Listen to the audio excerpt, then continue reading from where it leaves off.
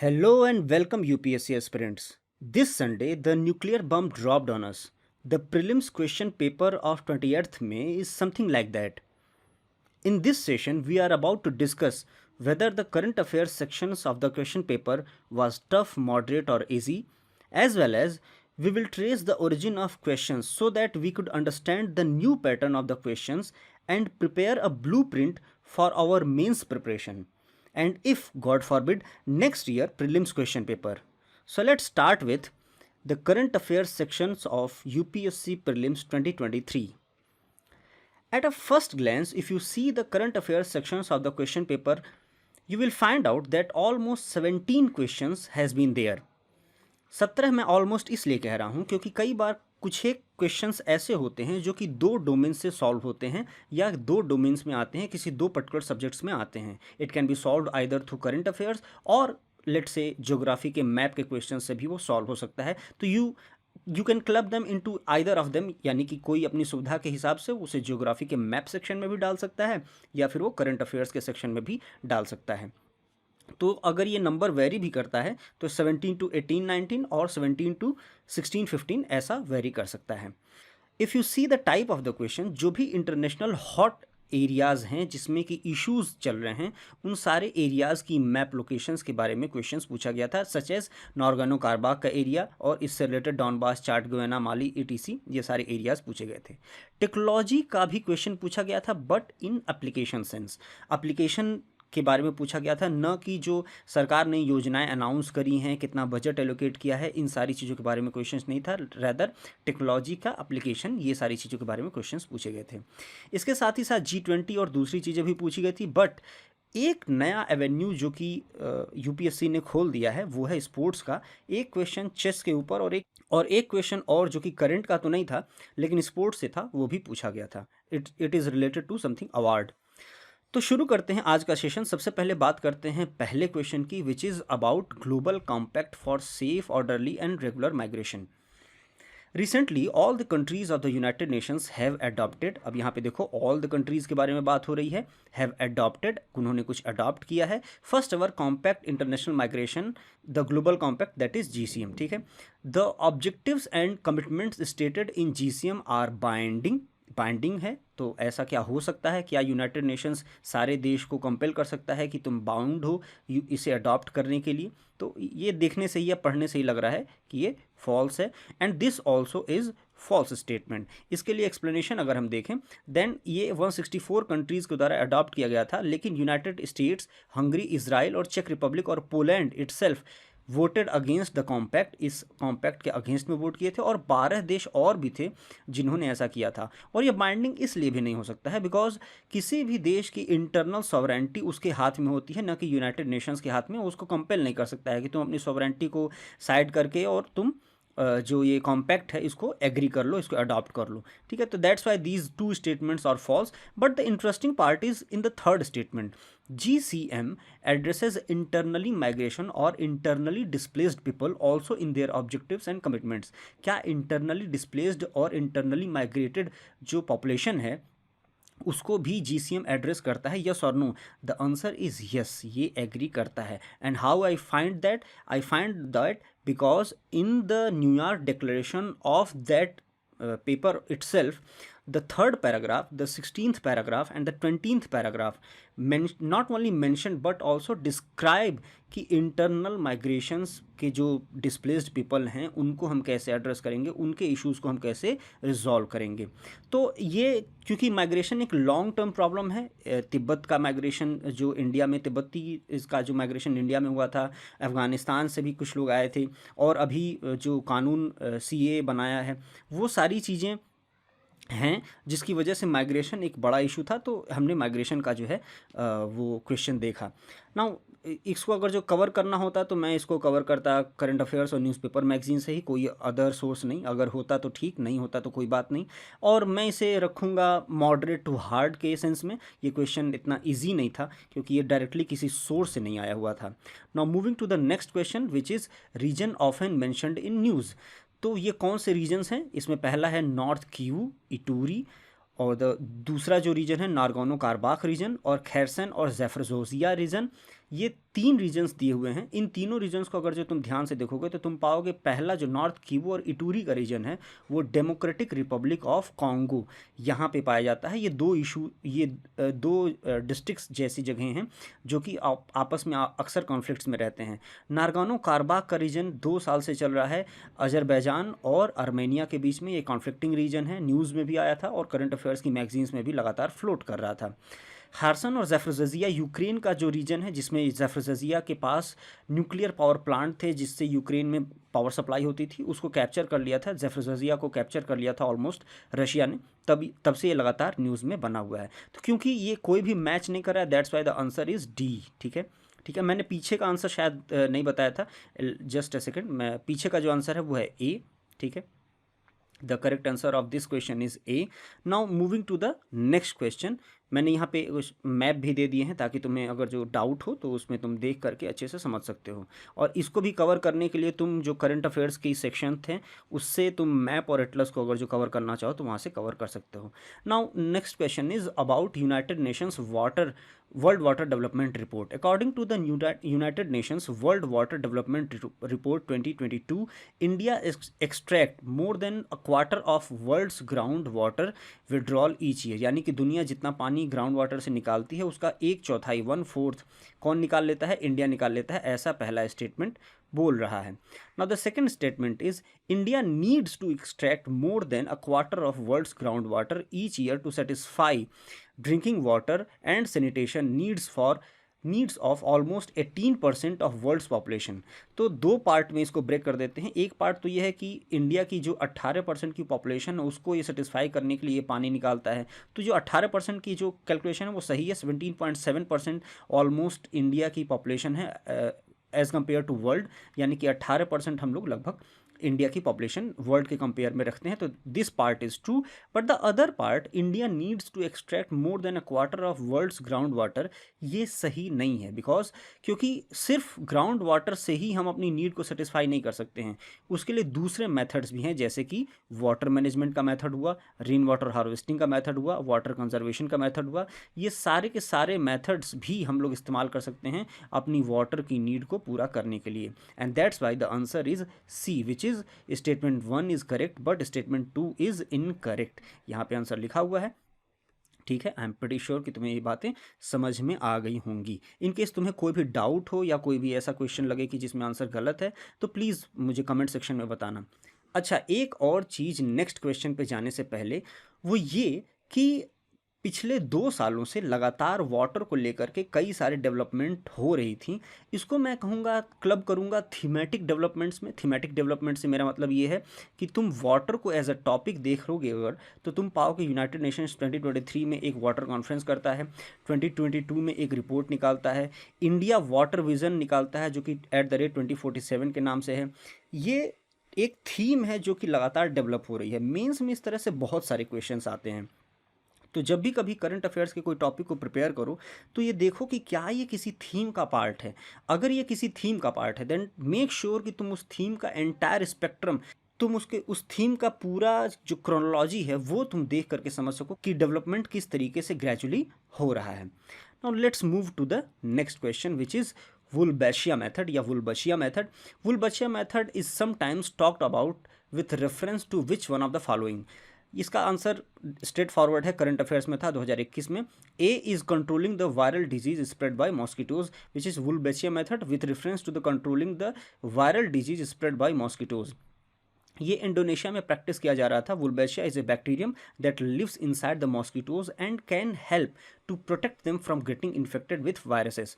इसका मतलब ये हुआ कि मॉस्किटोज को ही वायरस से बचाने के लिए वुलबैशिया एक बैक्टीरिया होता है जो कि उनको दे दिया जाता है, जिससे कि उनको डेंगी, चिकनगुनिया, जीका इस तरह की जो बीमारियां हैं या इस तरह के जो वायरस हैं वो इन्फेक्ट नहीं कर पाते हैं। And that's why they not become the carrier of those diseases. ठीक है, नवंबर 21 द हिंदू का ये आर्टिकल था, डायरेक्टली वहाँ से क्वेश्चन ये पूछा गया था। मैंने उसकी स्क्रीनशॉट लगा रखा है। अब एक चीज़ और यहाँ पे समझने वाली ये है कि वुलबशिया मेथड का मतलब ये नहीं है कि हम साइंस को लेकर के बहुत ही ज़्यादा ओवरडू करने लगें। बिकॉज ये करंट अफेयर्स से आया था तो करंट अफेयर्स के सेक्शन में ही इसको रखना है। And do not go for कि एकदम सनक हो गई कि साइंस का सारी हर एक चीज़ें पढ़ लेनी है, वुलबशिया और दुनिया भर की चीज़ें। what you can do in 1 year of current affairs that you should do, otherwise जो क्वेश्चंस तुम्हारे लिए कठिन है वो दूसरे कंपटीटर्स के लिए भी उतना ही कठिन है, उतना ही आसान नहीं है, ठीक है। Now moving to the next topic which is the stability and growth pact. बेहद इम्पॉर्टेंट है इसलिए क्योंकि इंटरनेशनल पॉइंट ऑफ व्यू से काफ़ी ज़्यादा हॉट टॉपिक था, लेकिन इंडिया में कोई न्यूज़पेपर इसको कवर नहीं कर रहा था, इसकी एक बड़ी प्रॉब्लम थी। तो क्या है? The stability and growth pact of the European Union is a treaty that limits the level of budgetary deficit of the countries of the European Union which is a true statement, makes the countries of the European Union to share their infrastructure facilities, false statement, enables the countries of the European Union to share their technologies, this is also a false statement, which means that the correct statement is only one, which is A is the correct answer, limits the level of budgetary deficit of the countries of the European union. क्योंकि ये जो stability and growth pact था ये ERM crisis जो आई थी उसके बाद ही European union ने इसको अडॉप्ट किया था। इसकी एक क्रोनोलॉजी है जो मैं अपनी नेक्स्ट स्लाइड में भी दिखाऊंगा। The stability and growth pact SGP is a treaty that limits the level of the budgetary deficit of the countries of European Union which is correct, that is in statement 1. SGP has three main pillars: the excessive deficit procedure, excessive debt procedure, and the macroeconomic imbalance procedure, which is MIP. The SGP aims to ensure the countries in the EU do not spend beyond their means, यानी आमदनी अठन्नी खर्चा रुपया न करें European union की countries, इसलिए SGP लेकर के आया गया था। ये मुझे मिला यूरोपियन यूनियन की स्टेबिलिटी एंड ग्रोथ वेबसाइट के लिंक से, और वहाँ पे तुम अगर टाइमलाइन देखोगे तो 1992 में ये आया था यूरोपियन यूनियन, और उसके बाद से ही ये गवर्नमेंट डेफिसिट और इन सब चीज़ों को लेकर के बातचीत चल रही थी। 1997 में ये पूरी तरीके से मूर्त रूप में आता है, यानी ये जो पैक्ट है वो आता है, एंड उसके बाद से अभी तक डेवलपमेंट जैसे भी हुई है वो सारी बातें यहाँ पे की गई हैं, ठीक है। तो moving to the next question which is in the recent years Chad, Guyana, Mali, Sudan caught the international attention of which of the following reasons common to all of them। तो इसका एक बड़ा ही आसान सा आंसर है successful कूप। Successful कूप हमें देखने को मिलती है अफ्रीका में बहुत सारे देशों में देखने को मिली है, उसमें से कुछ देश हैं जिसमें है सूडान, चाड, माली और गिनिया, ठीक है। तो ये सारे देश जो हैं इसमें हमें सक्सेसफुल कूप या मिलिट्री टेक ओवर्स देखने को मिलता है। Now moving to the next question which is related to G20 की मीटिंग हम इंडिया अभी होस्ट कर रहा है। तो इसका जो पहला स्टेटमेंट है ये है, originally it is established as a platform for finance minister and central bank governors to discuss the international economic and financial issue which is a true statement. The digital public infrastructure is one of the India's G20 priority which is also a true statement। क्यों? क्योंकि देखो digital public infrastructure का मतलब क्या है इसको समझने की कोशिश करो। कोरोना के बाद से जब से हमने सर्टिफिकेट बांटा है जो कि QR स्कैन हो सकता है, इंटरनेशनल एयरपोर्ट्स वगैरह पे स्कैन होकर के ये अप्रूव कर सकता है कि ये बंदा जो है कोरोना की वैक्सीन ले चुका है, इस तरह की चीज़ें, साथ में UPI हमारा जो QR कोड है लगा हुआ है, और NPCI के साथ, ये चीज़ें जो हैं दुनिया में हमको बहुत ही ज़्यादा digital infrastructure, digital public infrastructure के मामले में बहुत ही ज़्यादा सक्सेसफुल बनाई हैं, जिसकी टेक्नोलॉजी शेयर करना चाहता है इंडिया G20 कंट्रीज़ के साथ। इसीलिए डिजिटल पब्लिक इंफ्रास्ट्रक्चर हमारी एक प्रायोरिटी है G20 के लिए, India's priority for G20 countries. तो इसका करेक्ट आंसर क्या होगा? Both the statement is correct, ठीक है। C. India has made significant progress in the development of its digital infrastructure and it is now one of the world's leading digital economies. G20 was originally established as a platform for finance minister। तो ये सारी चीज़ें हमने discuss कर ही ली हैं। India is committed to share experience with other countries and it's working with G20 to promote development of digital public infrastructure around the world, जो कि मैंने बता दिया कि UPI और कोरोना वाला QR कोड के बाद से काफ़ी ज़्यादा फेमस हो गए हैं। Now next question, which is a rather difficult question. Recently, the United States of America (USA) and the European Union have launched the Trade and Technology Council (TTC), Trade and Technology Council. The USA and EU claims that through this they are trying to bring technological progress and physical productivity under their control। तो क्या दो statement हैं? USA और EU ये दोनों लोगों ने मिल करके एक पैक्ट साइन किया है, उन्होंने एक चीज़ लॉन्च करी है, वो है TTC, that is trade and technology council. और इन्होंने क्या किया है? इन्होंने कहा है कि they are trying to bring technological process and physical productivity under their control. तो क्या इसका करेक्ट आंसर है?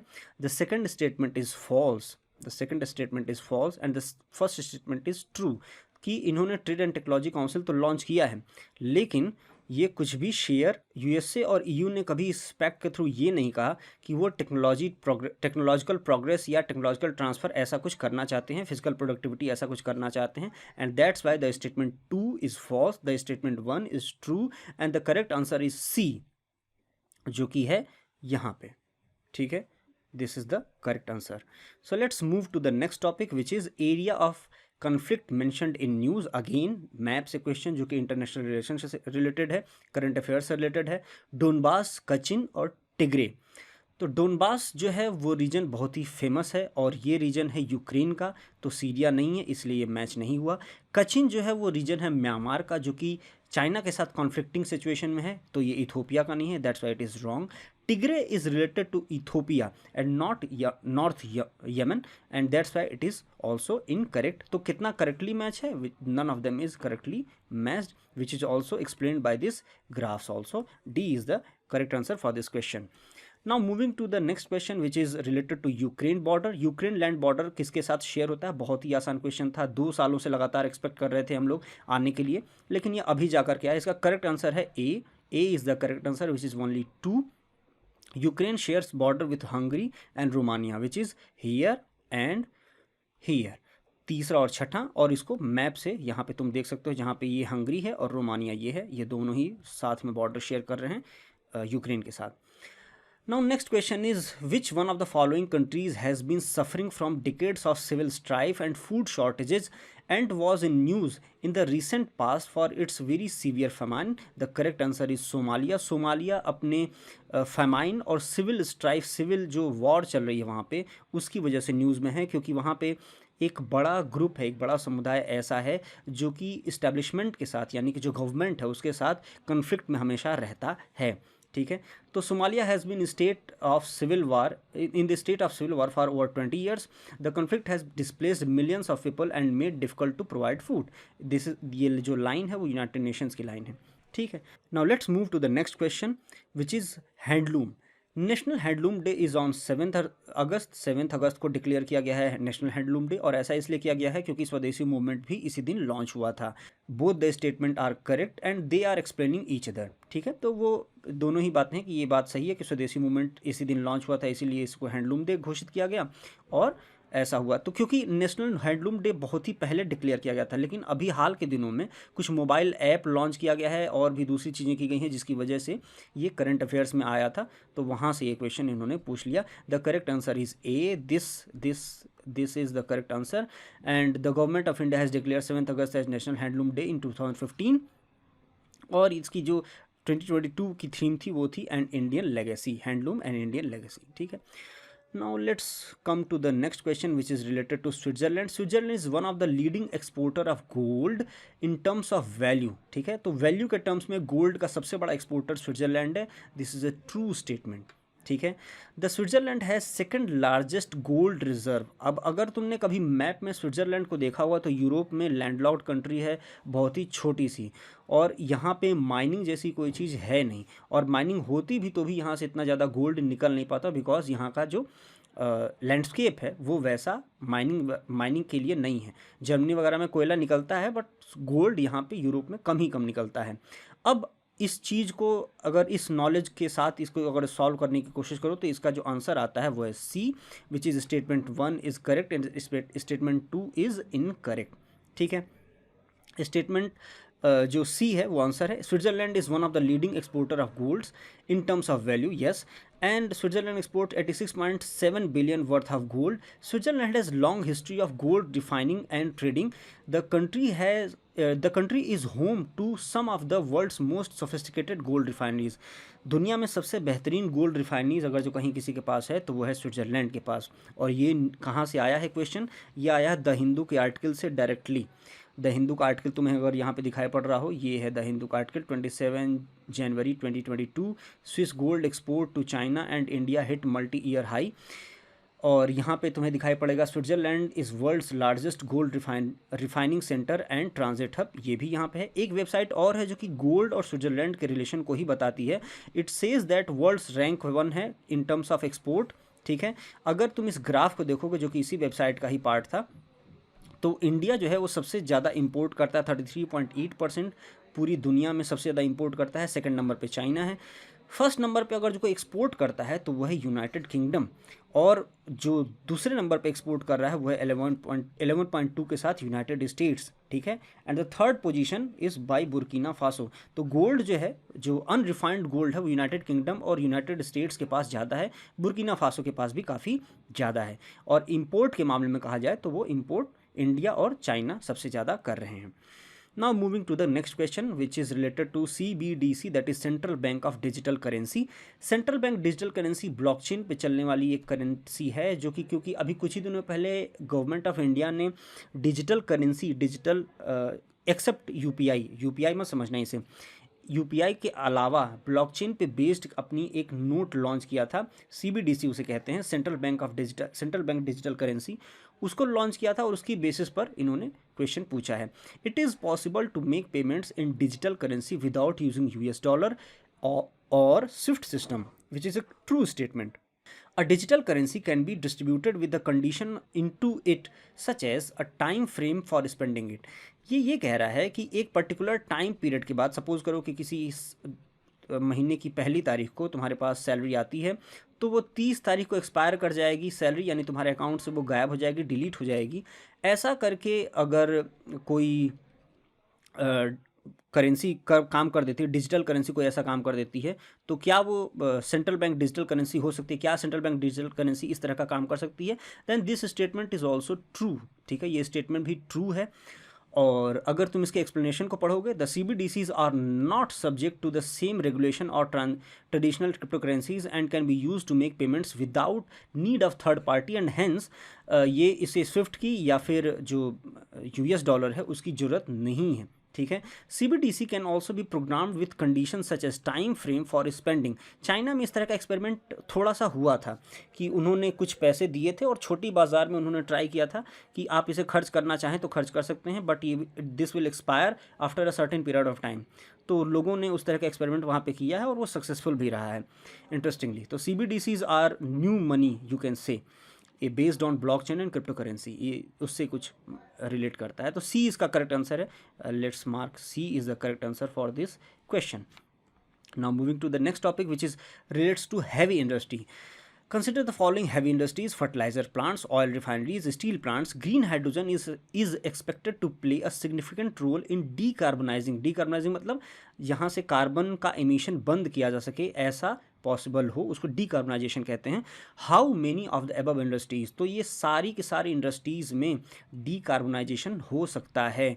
इंटरेस्टिंग बात यह है कि ये सारा जो ग्रीन हाइड्रोजन का कॉन्सेप्ट है वो आया था जब गवर्नमेंट ने ये प्रपोज़ किया था कि ग्रीन हाइड्रोजन के लिए हम इतना एलोकेट कर रहे हैं, ग्रीन हाइड्रोजन को लेकर के हम प्रतिबद्ध हैं, इतना हमारा टारगेट है, इस तरीके से हम डेवलप करने वाले हैं।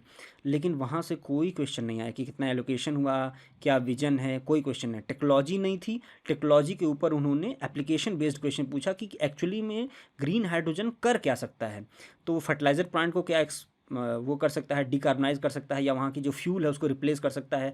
क्या वो ऑयल रिफाइनरीज़ को रिप्लेस कर सकता है, ऑयल रिफाइनरीज़ में फ्यूल को रिप्लेस कर सकता है, आई मीन टू से स्टील प्लांट्स में भी फ्यूल को रिप्लेस कर सकता है। तो हाँ, ये तीनों ही कर सकता है, and that's why C is the correct answer. C is the correct answer. यहाँ पे तुम्हें कुछ आर्टिकल्स भी ऐसे देखने को मिल जाएंगे जहाँ पे छोटे मोटे डेवलपमेंट्स हो रहे थे फर्टिलाइजर प्लांट्स में और ऑयल रिफाइनरीज को लेकर के। ठीक है, now moving to the next question which is also green hydrogen question. It can be used directly as fuel for internal combustion IC engine, internal combustion का इंजन, IC या 4 stroke engine जो हम आजकल मोटरसाइकिल्स में या cars में इस्तेमाल करते हैं उसे IC इंजन कहते हैं, which is internal combustion engine. तो क्या ये उसको डायरेक्टली रिप्लेस कर सकता है? It is a true statement, yes ये कर सकता है। It can blended with natural gas, हाँ ये नेचुरल गैस के साथ ब्लेंड भी हो सकता है। इसमें बताया गया है 10% हाइड्रोजन और 90% नेचुरल गैस के साथ ये मिक्स हो सकता है। And it can be use as fuel for heat और पावर जनरेशन, हाँ ये यूज़ हो सकता है। It can be used in the hydrogen fuel cell to run vehicle. This is also true statement, which means that कि ये सारे के सारे स्टेटमेंट करेक्ट हैं and C is the correct answer. यहाँ पे तुम्हें एक्सप्लेनेशन देखने को मिल जाएगा, you can read that also. Now moving to the sports section. Sports के साथ एक मैं तुम्हें इंटरेस्टिंग बात बताता हूँ. यूपीएससी इन इट्स डीएनए, यानी कि आज तक उसने स्पोर्ट्स से कोई क्वेश्चन पूछा नहीं, लेकिन अभी स्पोर्ट्स से उन्होंने क्वेश्चन पूछ दिया है. तो कई सारे लोग ऐसा करेंगे कि स्पोर्ट्स के जीके पर भी पढ़ना शुरू कर देंगे. स्पोर्ट्स के जीके तभी पढ़ना है जबकि हम बाकी के जीके का जो सेक्शन है वो कंप्लीट कर चुके हों. यूपीएससी के डीएनए में, मैं पिछले लंबे समय से यूपीएससी के साथ जुड़ा हुआ हूँ, पढ़ते पढ़ाते काम करते बहुत सारी चीज़ों के डेवलपमेंट में मैंने कभी भी स्पोर्ट्स से रिलेटेड हैवी परसेंटेज में क्वेश्चन नहीं देखे या इतनी बड़े परसेंटेज में नहीं देखे कि तुम्हारा उससे सिलेक्शन रुके या जाए.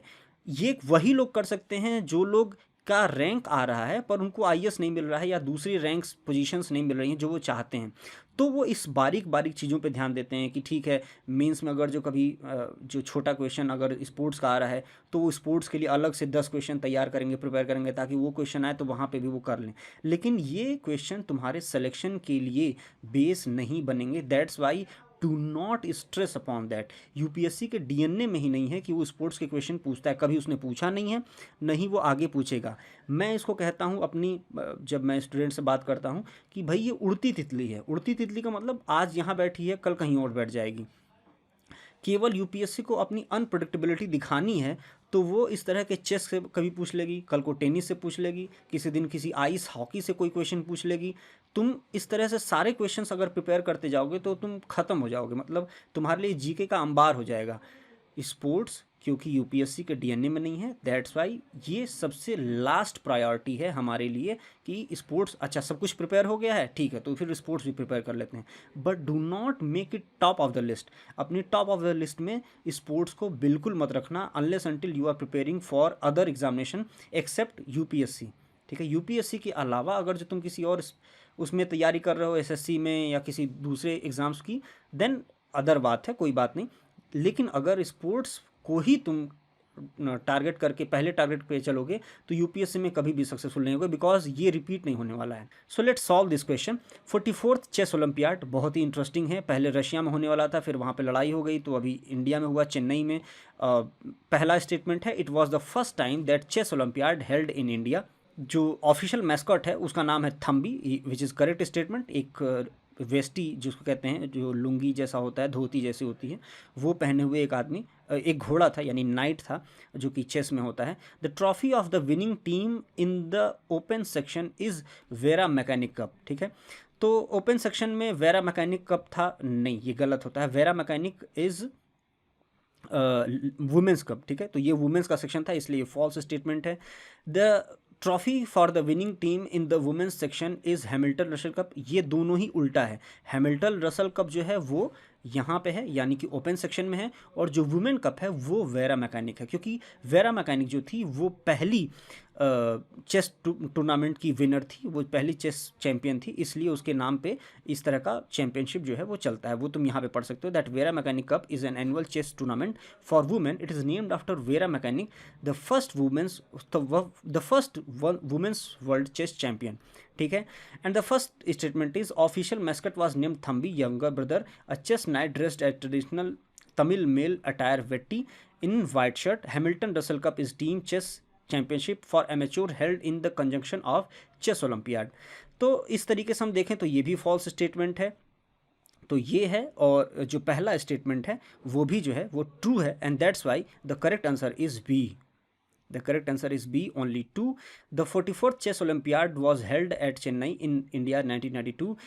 This is the first time India has hosted this event. Interesting बात यह है कि जब रशिया में लड़ाई हो गई और ये कप यहाँ पे आया तो नरेंद्र मोदी ने इसको इनॉग्रेट किया, और जैसा चेस हुआ, ये जैसा चेस चैम्पियनशिप हुई, ये पूरी जो चेस की फ्रैटर्निटी थी वो देख करके काफ़ी हैरान थी कि ऐसा कभी चेस ओलंपियाड तो हमने देखा ही नहीं. तो ये एक इंटरेस्टिंग चीज़ थी जो कि चेस ओलंपियाड में हो रही थी. Now these are all the current affairs question which is 17 in number. मैंने इसकी एक डिटेल्ड एक्सप्लेनेशन और एनालिसिस दे दी है. आई होप तुम्हारी ये सारी चीज़ें समझ में आई होंगी. Thank you very much. That's all from my side. Bye.